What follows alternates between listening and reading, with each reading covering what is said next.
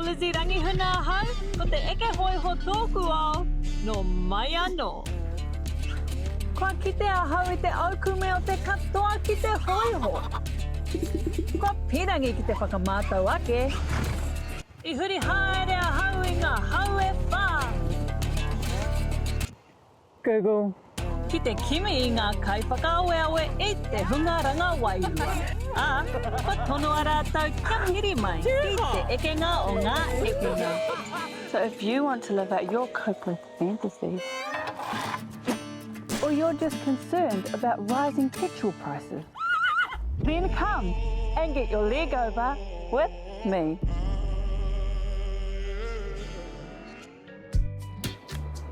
E ki ana te kōrero mā te hiku e anga whakamua ai te ika. Kei ahipara mātou, kei te hiku o te ika Māui tiki tiki ataranga. Ko te onero a tohe, te whenua e hora nei. Tūtaki mai ra ki tēnei tangata mate oha ki tēnei iho pūmanawa.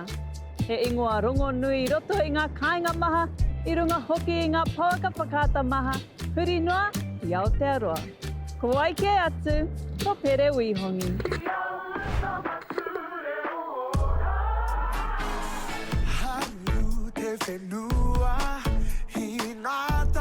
Pere Wihongi e, te kai whakaihihi I te tangata, te korokoro tūi I rewa ai, te manoa pōhatu.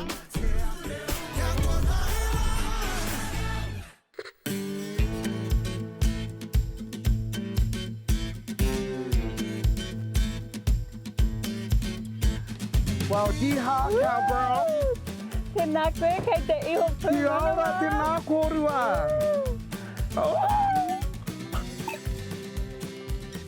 Ko Pere Wihongi tōku ingoa I tupu mai ahau ki tēnei pararaiha ki te rohe mōhiotia nei ko muri whenua nei ko te uri o te tautoke rau e mihi atu nei kia koutou kia tātou katoa. Open the gates! Oh, tēnā koe.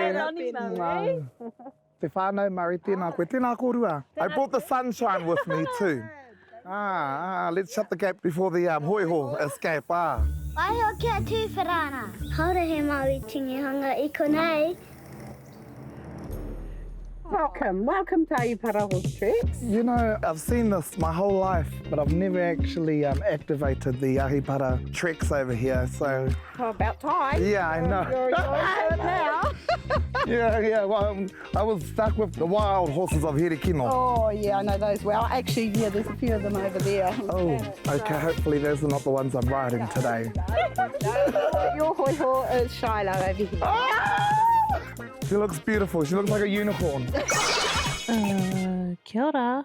Anyway, I have to go to mahi, so I'm going to leave you with We have the whole ranch to ourselves. You do. Thank you, Lonnie. Ka kite lani. Wish us good luck. Taku whea ko hoiho I tipu mai au I tētahi pāmu ki here kinoa. Tōna tekau meneti te tawhiti konei I Ahipara ki reira tonu. Ka puta au tahi ahau me aku karangatahi te ke hoiho. Hoki mai ana kua mōmona ngā karu, kua whero te tinana, ma te tihe ana. Conjunctivitis, nā reira, he momo PTSD anō hoki. Ko ngā pūrere hua kei taku puku I tēnei wā tonu.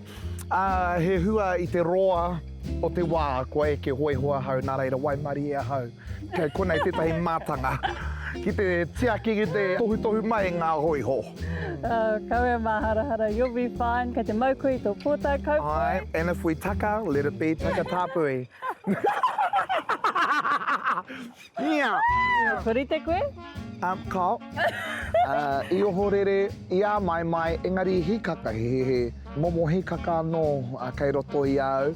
Ki te wero ia hau anō, tira ki te peako I enei tūmu mahi, ma te ha hoki I tēnei kaupapa he whakahoki mai I aku ia ki tōna kāinga. Ko ngā mahi e whai ake nei, he mahi hei whakatau I tō wairua, hei kimi te hononga kia korua ko tō hoiho. Tēnā koa. Tēnā koa me whakatau I te wairua. Te haereta. Yeehaw! Wa mea ha me pā. Hapai. Ki mata mai honei, mai te kaki. Kia ora, mai te kaki. Kia ora, Shiloh. Oh, okay. Te kakara o te hoiho, he hoki ngā mahara. Very nostalgic.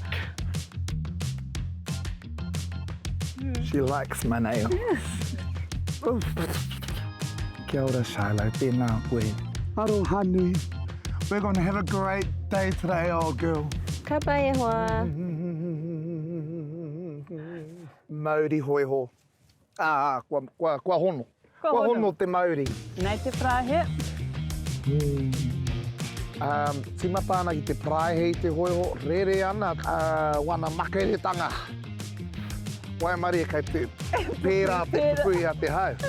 Ka pupuhi mai ki taku kanohi I māharahara o ka mate hei a hau. Wai mari I aku antihistamines. Tōna wairo.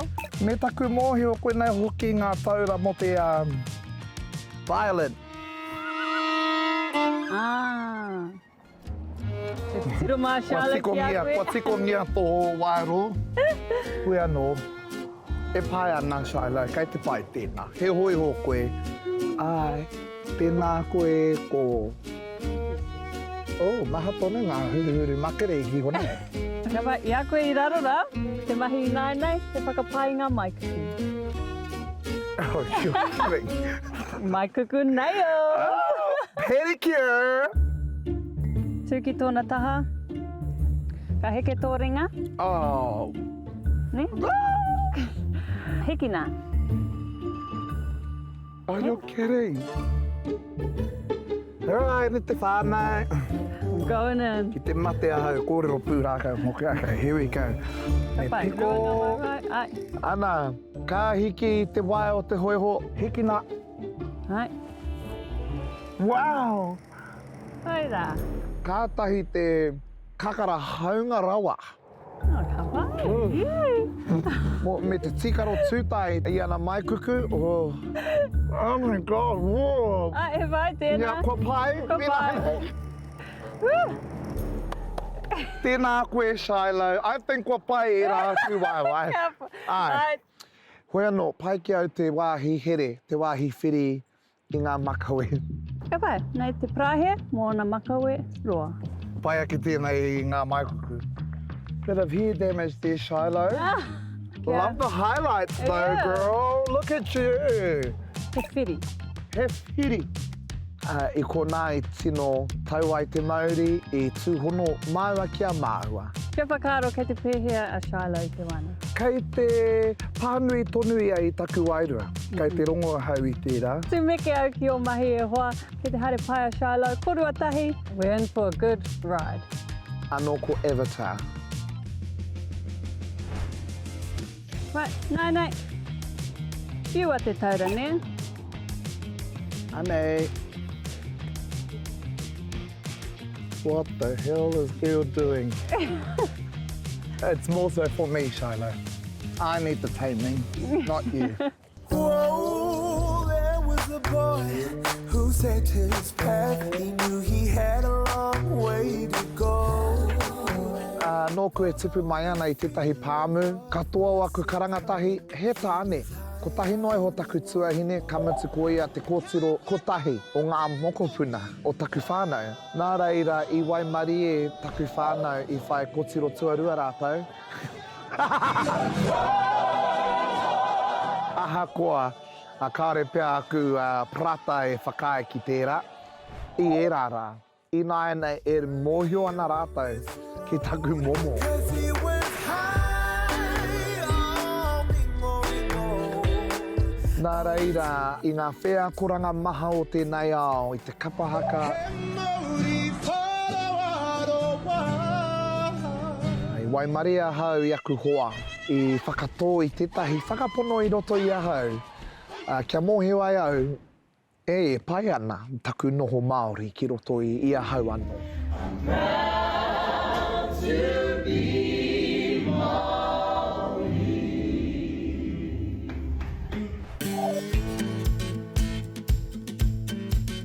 Nei, mahi, whakarau e hoeho. Rau e tēnei wardrobe.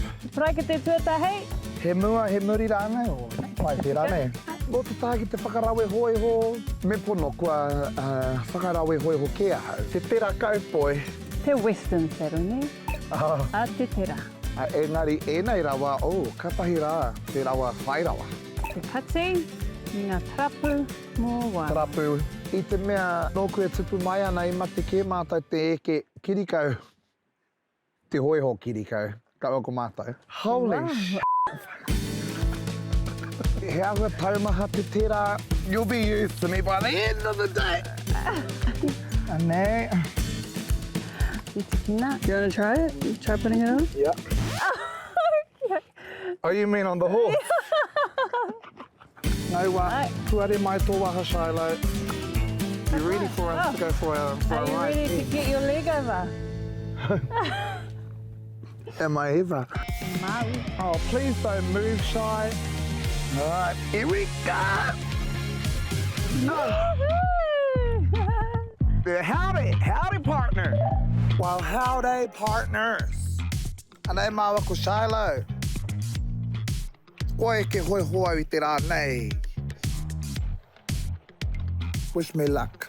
Oh, hoi anō te whānau, koe ke hoi ho, koe ke hoki te wā kia whakatātātou. Tai hoa ke. Kua ritea Shiloh e te iwi. Ko te pātai nui, kua rite rānei ahau. A pai hoa. This is a little bit intimidating, I'm going to be honest. Being up so high. Ko te ingoa tēnei wero, ko te huri I te ao. So, ka huri koe I te ao, ne? Tēnei wai me whakawhiti ki tēnei taha. Ai, me whakawhiti ki tēnei taha. E raka So wai matau. Te kanapa o whatu. Māori ki te matau. Ai, hoki mai. So huri koe I te ao.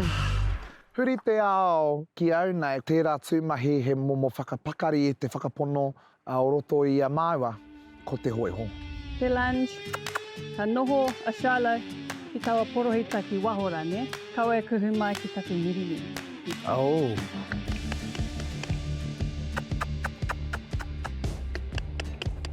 Tino a tāhua koe ki runga rā? Ai, korua tahei? Oh. Ko te painga o tērā tūmahi ki au, ko te whakapakari I au. Pēhanga piro. Kaka te pai, ngā wari noiho, te Ai. mai prawa. Ko te whakataua noho ki au mō te tere a te hoiho. Oh, okay, wait, kei te tino. I tautaki Māori I te mea I ariripeti tērā tana taura. I māharahara ka oma noa atu te hoiho ki wāhi ki I te mea I a te taura. Harapa, ana te hoiho. Engari anō taku a waiata I timata ki te marae, ki te kohanga reo. Māua tahi ko taku tuahine I kona I tino maia. Tā māua tū ki te waiata ki mua I te iwi. Mawhiti mai ko te rā, ka au a te ao. Ki au nei, harai te mea nākua nō te ao puoro I tīpako. Nā te ao puoro o tonu I tīpako I au. Ko taku mahi he whakarongo, he are. E puta ki te au. Ko tāku he pānui noa I ngā tohu o te tai ao, ngā tohu o te wāhi ngaro, aha koa te atamira. Ka pahaka mai, ngā hau mai, studio mai, Whenua nei no Aotearoa. mai moa mai, aha atu mai, aha koa ki hea tau ai au. Ko taku mahi he whakaputa mai I ngā kura o te wāhi ngaro. Hia! Wete kina ngā here. Hia! Kōkiri! Me ngā waiwai aki aia. Oh, Koira. kawa e oma. Me whakangete, ne? Whakangetea. Whakangete. Nai. Oh, Ka vai. ai, ka pai sha. Haere tonu, here tonu. Huri rau nei te taramu kōwhai. Good girl, Shy. Anei, huri. Oh, Rawe. I'm ready for the rodeo. Kua rite rā nei, Shy. Ai. Kua rite a Shy. Kua rite hoki a hau. Ka whai he whakāta te hoiho no te tangata. Nā reira, he whakāhua te pōtai o te tangata. Tai hoa ki konei, ka tiki au I taku hoiho. Ka pai. Kia e ki tāua. Yeah! Ka whai, kore te koe tobe. Kia rite mai. Holy hicka! Karea Dobby, te mōhio kia Shiloh, he wakotahi tēnei. Mō taku he. Te vai. E unoi ana ki ngā asua hoiho, kia mana ki hia mai mātau I tēnei ahi a māua. Agataka hi whenua. Haumi e hui e. Tai ki e. All right. Ki te oneroa, atohe. Right, see you te iwi.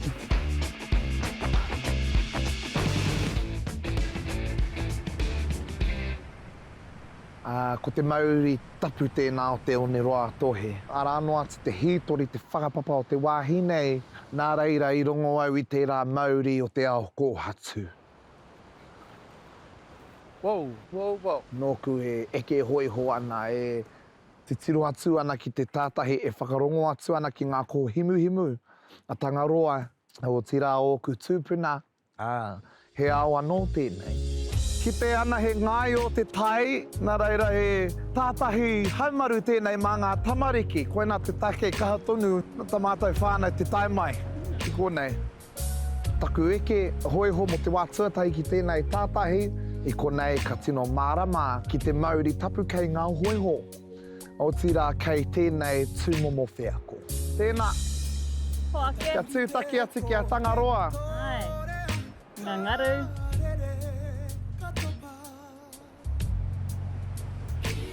Kia rongo I te Māori o hine moana. Yeah, shy. Good for the nails.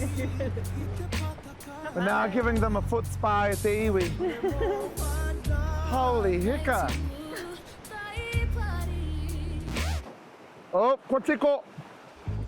I rongo au I te kakara, must be, you know, he wairua whakatau I te hoiho me tana tinana. And that's as far as Shiloh wants to go with the iwi. Kamatu, I hia au te waiwai taku tiki hou. Oh, is that her tiko? Ai. Do they both have tiko? Oh, I'm not putting my tiki in here. At least mine's biodegradable.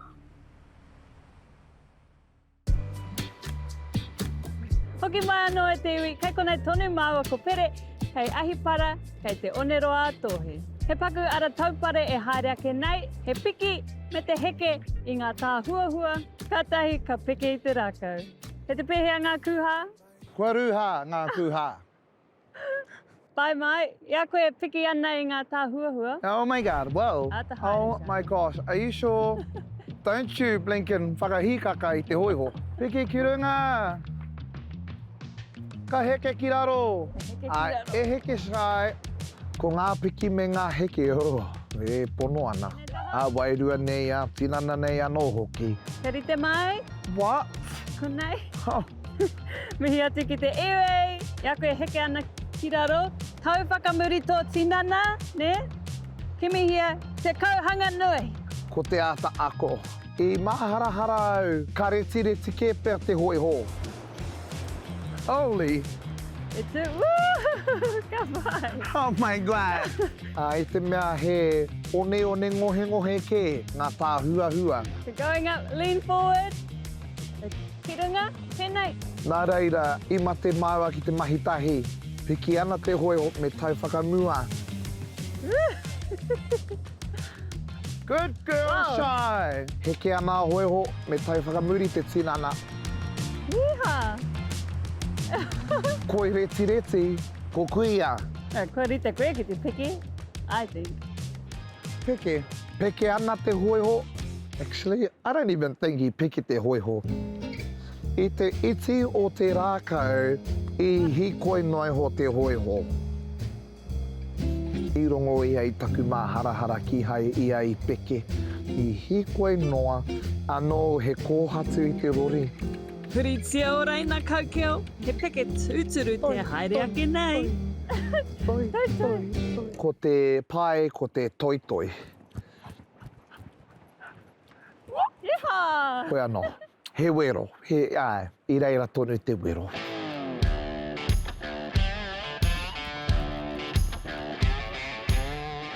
Ko te hohipera pea, hei whakapai ake I aku pona.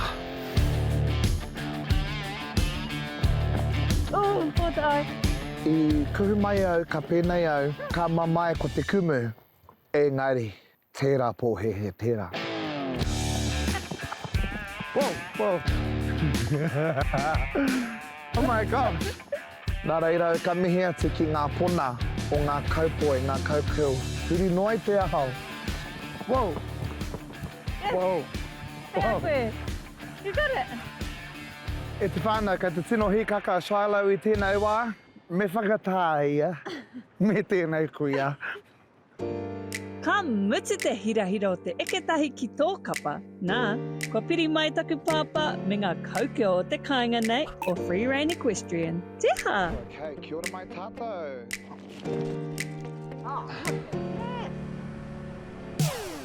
Essentially a hoiho. Right at the iwi, we're gonna cross the river. Oh no, there's a big bank coming up. Hey. Hold on, lean a little bit forward. Whakapono. Whakapono, tūmanako. Mau ana te wehi o ngā kōhine nei. Ka kite au atu I tā rātou pakari, kei te kite hoki I tā rātou ngā kaunui, ki ngā mahi eke hoiho.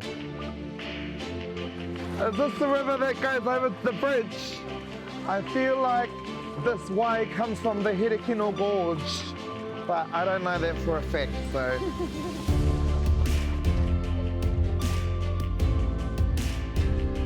Whoa.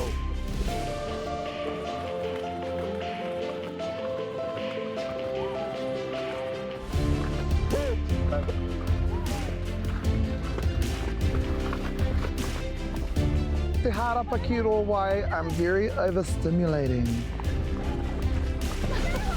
Oh my God. You know, ko te wai e rere ana, ko te hoiho e peke peke ana, ko te pōtai e rere ana. You want to go for round two? No.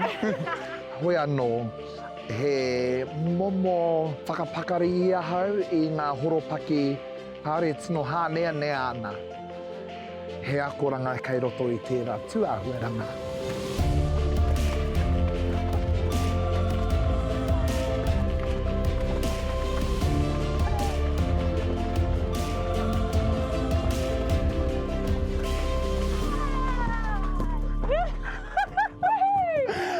Anxiety on my face. I'm like, just don't fall, just don't fall, just don't fall. Great success. Ko tahi noa te mea I taka, ko taku pōtai. Nā koe, pāpā.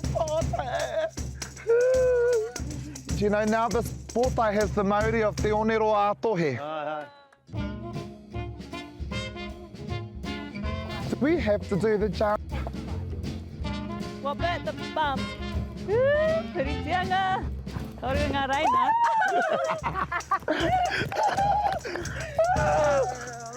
Oh my gosh, yeah, I have to have training wheels I te whānau. You gotta pick Te up. kaukeo rā hoki. It's E te on ki. its way. Wow! Back home on this good old man. It ain't no Route 66 or 35. 35. He whiri te mahi. Whai atu Shiloh, whai atu. Good girl. This side now, girl. He porohita.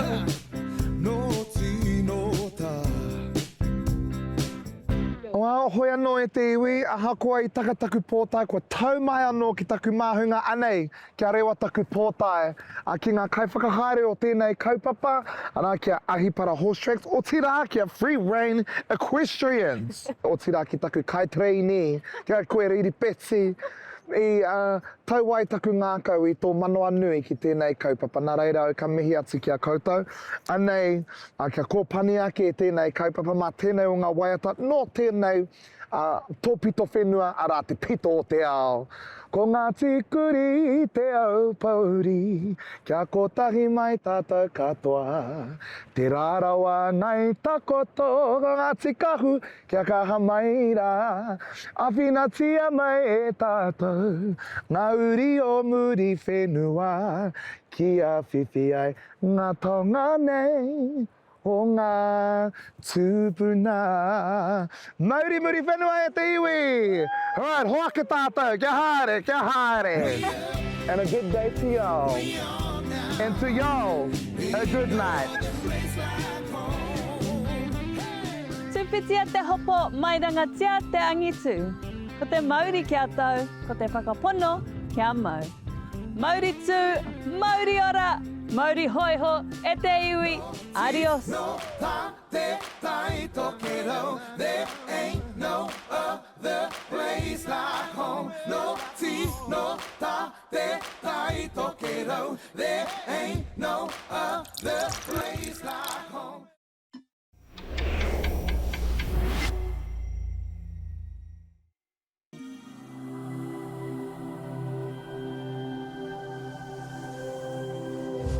Ko te